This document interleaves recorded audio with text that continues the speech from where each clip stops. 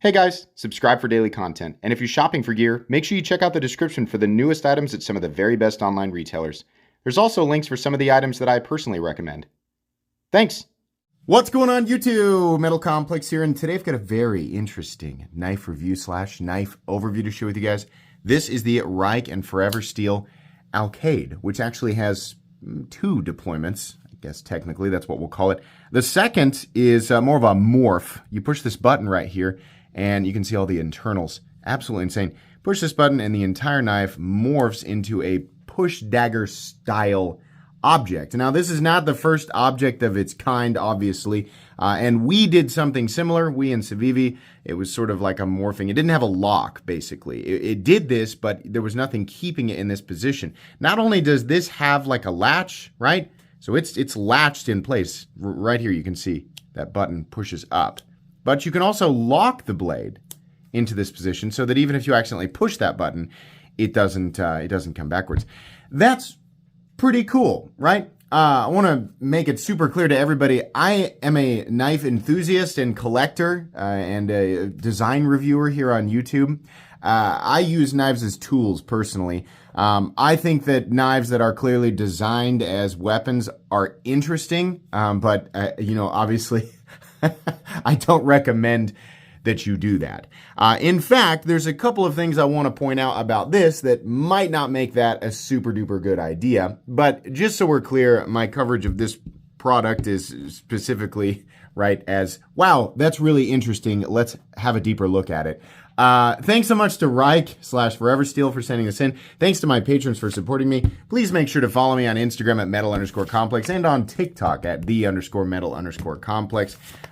This was designed by, I know I'm going to mispronounce his name, Decklinks.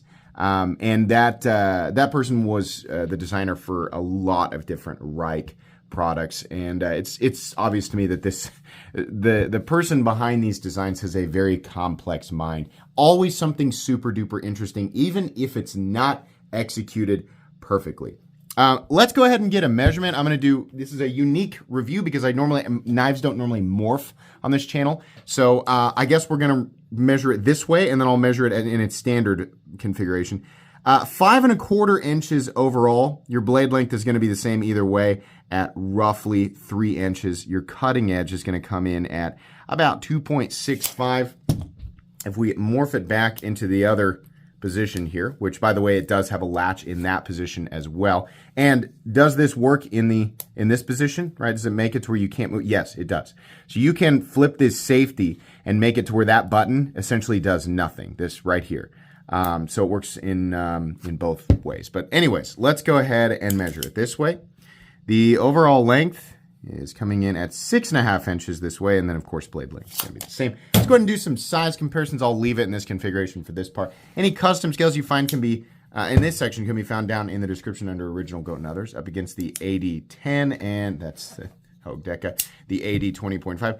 It's on the smaller side. It is really thick to accommodate for all of the internals, which are clearly an integral part of this. But this way, yeah, it's pretty small. Cutting edge wise, it's somewhat close, I guess, to the AD20.5, but it's definitely on the smaller side. Moving on here, let's do the Spyderco PM2 and the Spyderco Para 3. Again, closer to the Para 3, and the cutting edge is actually very similar. It's just much smaller overall. And then finally, up against the Benchmade Group Tillian, in this case, the Ritter Hogue and the Hogue Deca. How's the action on this knife? Well, I mean, I don't really have much else to compare to, but it is very good. This, by the way, how do you disengage that? I think this reminds me a lot of the Chris Reeve, was it the tie lock or something like that? It's like this piece of material that is cut to fit into the blade.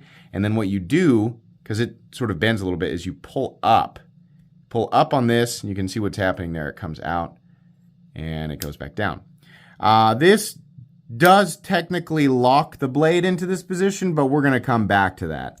As far as the action from the standard, position, this is an oddly shaped thing because it's so small and chunky, and it's very angular. I mean, they do knock it down. It's just very angular.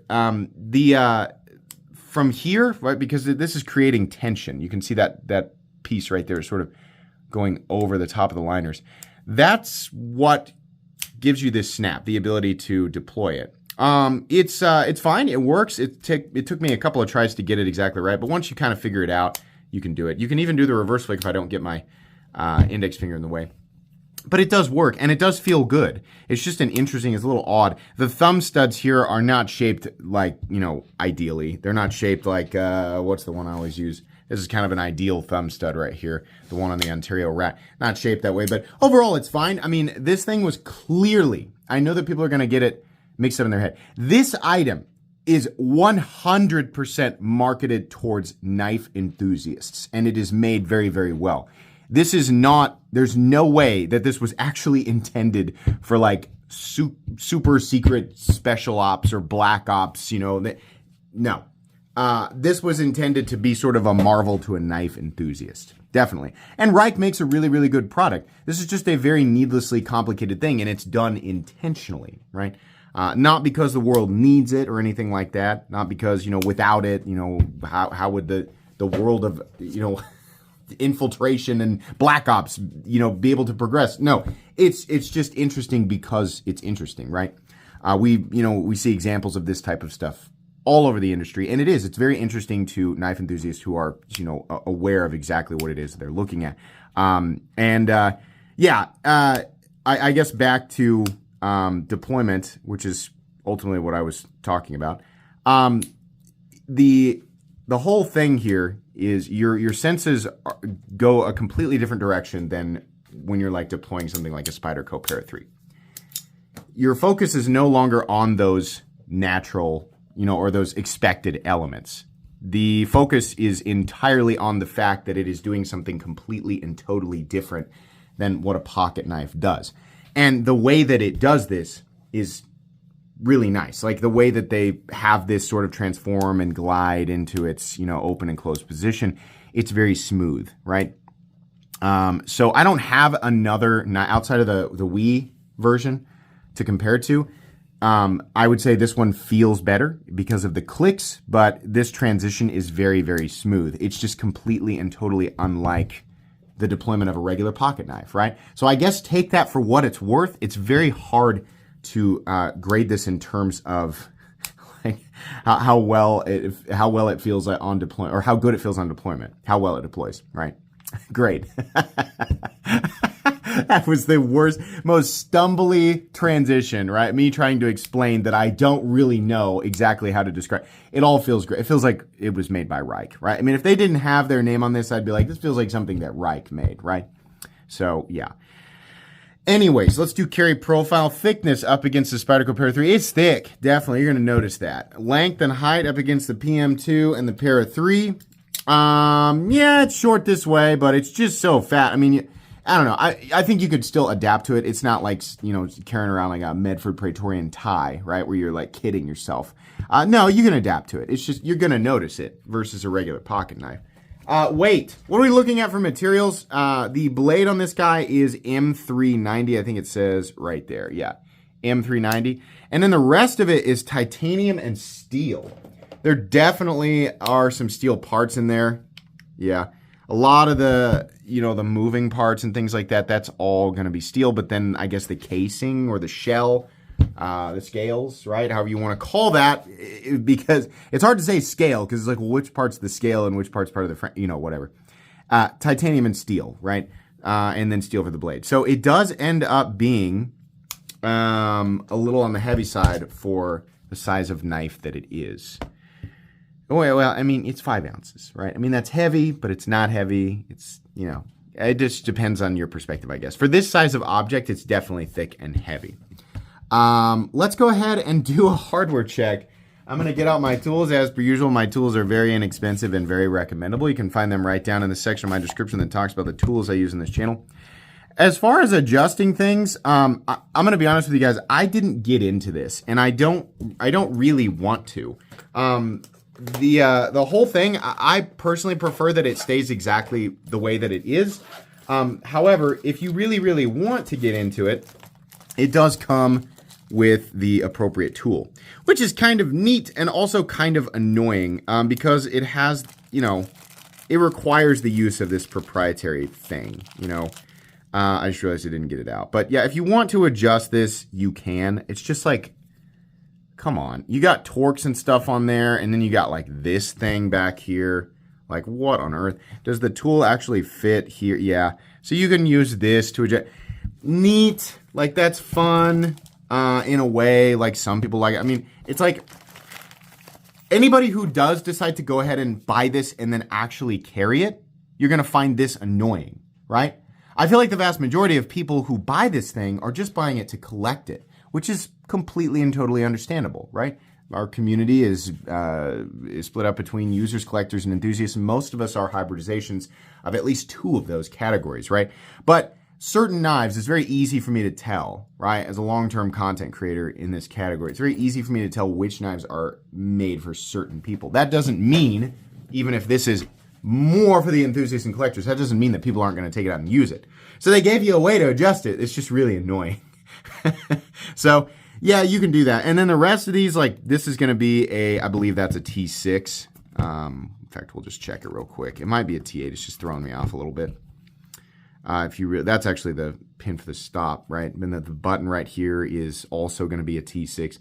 If you really want to take this apart, you can do it, but it's just going to be kind of a little bit of a mess, right?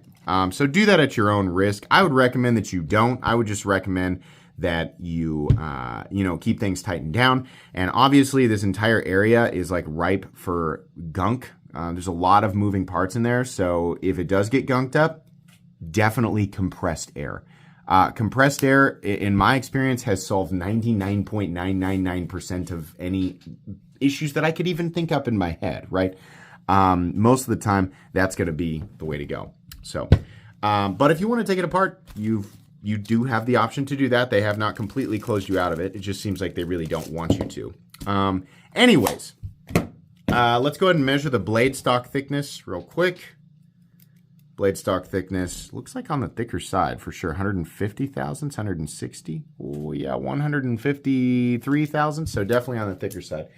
All right, meat and potatoes time. Boy, is this thing fun to play with. That is the main thing. It's a lot like everything that I normally do as a knife reviewer, everything I normally look for is really, it gets like thrown out the window. Not really, but just initially, mentally, it gets thrown out the window because I am so infatuated with pushing this button and watching this knife transform from like every angle. It was so cool watching all of this move, right? It's really, really cool. You see there's even more pieces underneath where you would use that proprietary head, right? Yeah, absolutely, absolutely cool. In this position right here, truthfully, it's not bad. This could easily be used. This could easily and fairly comfortably be used as just a general EDC knife. It's got a decent, just like a basic sort of spear point or drop point blade. There's a flat that runs out about 65% the length of the blade, maybe 70% the length of the blade. Cutting edge is pretty thick, but it'll do it, right? The cutting bevel is good. I got a little bit of a smile on this one. They sent me two of them, and the other one's just fine, right? It was a purple one.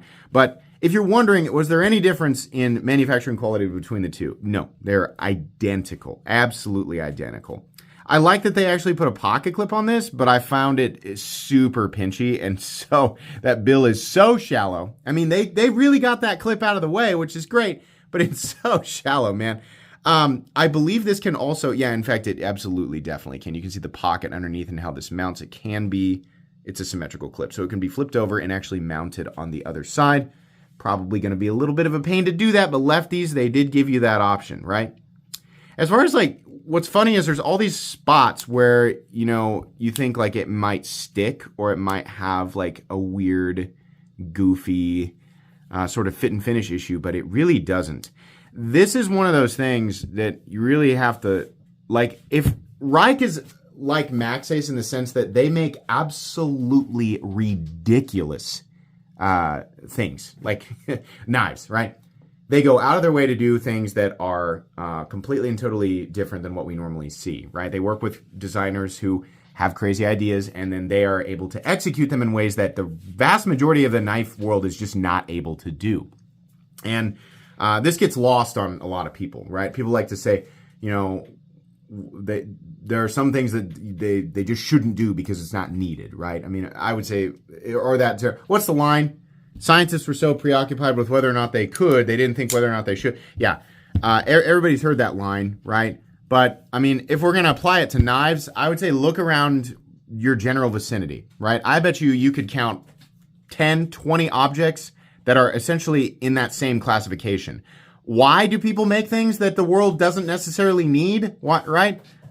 Because it's fun. That's plain and simple. It's just fun, right? So, I mean, I don't know. Don't waste your energy on that thought process. It's not going to stop stuff like this from existing, and I sure hope it doesn't, because stuff like this is interesting. It's very cool. Otherwise, the knife world would just be buck 110s and Ontario rats and open L's. Is that the world you want to live in? Not me. So I'm glad that this exists. Rike can make a super insanely ergonomic, efficient, practical, dependable, durable. They can do that. But my guess is that they don't do that because it's boring to them. Making a dependable utilitarian folder is like an entry-level objective to Rike. They know that the market is flooded with the most basic stuff. It is simply not a matter of having some sort of like specialized wisdom anymore. I mean, it's like anybody can make a dependable tool made out of dependable materials, right? Anybody can do that. So Rike goes out of the way to make something weird, right? Now, I think they did this almost perfectly, right? And when I say that did it perfectly, I mean made a ridiculous object. Not necessarily a practical or needed object, but with this being their goal, they did this almost perfectly, and they made it so interesting, right? I only have one issue with this, and it needs to be pointed out. I really hope people actually watch all the way to this point. And I'm sure you guys are wondering too. This is great that it locks out in this position. Is it really locked out in this position? Well, the idea behind this lock is that you kind of have to like push up, right? And it locks it. For normal use, I think that's going to be just fine, right? So that blade's locked out here. You're going to put pressure on this part of the blade. That's fine. Can it disengage? Oh yeah, it definitely can. So you see what I mean?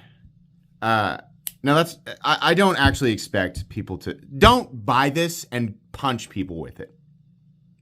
Don't, right? But I don't think people are going to actually do that. This is obviously, I mean, look at the price tag. It's $525, right? Who's going to be, criminals are not going to be going and spending $525 on something like this to go out and hurt people with. No. They'll use a kitchen knife or something like that. So this is clearly, number one, it's made in a way that is expensive. I don't necessarily agree with that price tag, but this is not a $20, $30, $40 object, right? A lot of people seem to think that you can go to Temu and buy the same thing for like $15. You can probably buy something that's modeled similarly, but it won't be made out of M390 and titanium, and it won't have the same tolerances. You will be buying a piece of crap, right? But make no mistake, this is not able to be replicated in a super duper inexpensive way. It's either this or it's an absolutely junk version of it. But even with enthusiasts buying this, I can see people taking it out and trying to punch a fence with it. And, normally I do stuff like that. But when I looked at this, I thought, I don't trust that. I don't really trust that at all. And I was right. So is Rike capable of making a version of this that can hold up to, people taking it out and punching fences? Well, I don't recommend you do that. Yeah, I bet they can. They just need to have an additional pin over here, some additional locking system. This locking system or a liner lock or a frame lock is simply not the right system for something like this. I mean, the fact that it exists, even though it is very expensive and not many people will end up with it, the fact that it exists means that eventually someone's going to go out and punch something with it, right? I think this system is working as intended. It's just not the right locking system for the knife in this mode. You need another switch, right? You need another pin, right? We've got something over here. We need something that is keeping that blade locked out, right? And even then, something like this, push dagger style, I mean, like, it has its disadvantages under normal use. Like, this is just an object that is very dangerous for the recipient, but also pretty dangerous for the user. So, I do not recommend buying this thing with the idea that it will save your life, right? I don't recommend that. I think that you have a decent chance of hurting yourself, right? I mean, if this folds up, you could easily break your finger, right? Depending on how the impact, right? So it's really neat, and there's nothing that feels wiggly or, it doesn't feel poorly manufactured. It feels incredibly well manufactured. It just needs a different locking system. And I bet you Rike will do it. Maybe. I don't know if they decide to do like a version 2 of this, but it definitely needs something else keeping that blade completely and totally locked out. Outside of that, this is a really cool product. The biggest issue is the price tag. $525, holy moly. I mean, yes, it's made in China, but a lot of people are going to say, China, M390, titanium. I'm not paying that much for those materials. It doesn't take much brain power to notice that this is clearly this is not the normal for a knife, right? There's much more work that went into this. I'm not saying we're paying more money for a more complicated idea. No, it costs more money literally because the thing is substantially more complicated. It costs a lot more money to make something like this. Do I think it's $525 is the right price? I mean, I gotta admit, I don't know exactly how costly it was to create this, but I have a hard time believing that that's a reasonable price tag. I mean, even if it's hard to say what this should cost, but $400 seems high, right? I mean, I can see something like this easily being worth more than $350, easily, right? But oh boy, $525, that was really, wow. If that's just the case, it's very likely Rike could be like, hey, listen, these were all small batch intended. It's very complicated machining. Very custom machining, right? They have all these extra parts and hinges and it's just really, really expensive to do. They're just only going to be catering to such a small percentage of people. And Rike would probably say, yeah, dude, that's what we do. We don't cater to everybody. We cater to a very small section of the knife community. Fair. If that's going to be the price, right? Which admittedly I'm having a hard time, again, pinning down. There has to be. I mean, just for like public safety, you gotta have something else. People are gonna break or lose fingers, right? They, at the very least, end up in the hospital with stitches. So yeah, really, really cool object, made insanely well. Needs a different locking system or an additional, very strong, not just like a little tab. You need a very strong secondary safety up here, right? I'm sure by this time we've had a million of the same joke, that hive mind joke, like, excuse me, Mr. Attacker, could you please wait until I open my knife up, like fold it out? And yeah, I guess that's hilarious. But again, I don't think that Rike made this thinking that people were going to actually go out and do that. I think they were just like, hey, look what we're able to do, right? From a machining or manufacturing perspective. Like, isn't this neat? And yeah, it is. Obviously, that's a stupid scenario, right? I mean, if you were to carry this and then expect to defend your life with it, obviously, right? My 8-year-old would make the same joke. It's going to take you a little bit to get the thing all the way out, right? To me, what's much more worthy of being pointed out is the blade needs its secondary safety. Boy, this was a lot. No, 23 minutes, not bad. I just, this is not an easy thing to review. It's very, very different. But I love the implication of this. I love that this says that Rike is clearly willing to make absolutely bizarre things. I mean, think about this. If you look back at Rike over the years, their evolution it's mind-bending. We still got the vast majority of the industry just making like, look at our new liner lock, right? And here's Rike, like, look at our new morphing locking, like, push dagger. This is cool, man. And this is like a regular thing for them. I mean, Holy moly. What happens when Rike decides to collaborate with Brian Winters? Yeah. This right here, two big things, locking system in this mode and the price tag, well, bummer. But the implication of this thing's existence has me very excited. Very interested in what Rike will do in the future. So, yeah. Rike, Forever Steel, Quechuo, right? All three of those. It's kind of confusing for me to understand that it's all apparently like they're brands that work within or together, and then Rike is the OEM, I guess. And then they have like a lot of specific designers that make a lot of stuff for each of these companies or entities. I'm probably very near the bullseye, but not right on the bullseye, but there you go. So, but I'll link this down in the description. If you're like, hey, you know what, Complex, no big deal. I don't plan on punching anybody with it or any, preferably no people, but I would also suggest no hard surfaces in general. If you're like, I'm not going to do that and I got 525 burning a hole in my pocket, well then, hey, knock yourself out. You're really going to like this. For literally everybody else on the planet, don't. And this, regardless of the actual definition of push dagger, I promise you that if there's a law against push daggers in your area, this will classify as that legally. So, don't risk it. It is neat though. I'm not sure what I'm going to do with these. Because I can't, I can't give them away or sell them because of here in Kansas it's fine, but I don't know what I think I will just have to end up keeping them. I'm not really sure. Most of the time I give stuff away, but let me, I'll find out. Anyways, thanks so much to Rike for sending this in.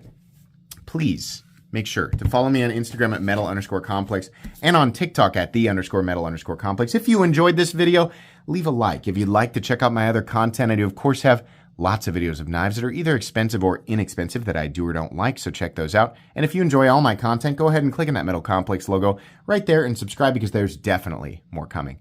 Thanks again for watching, everybody, and have a great day.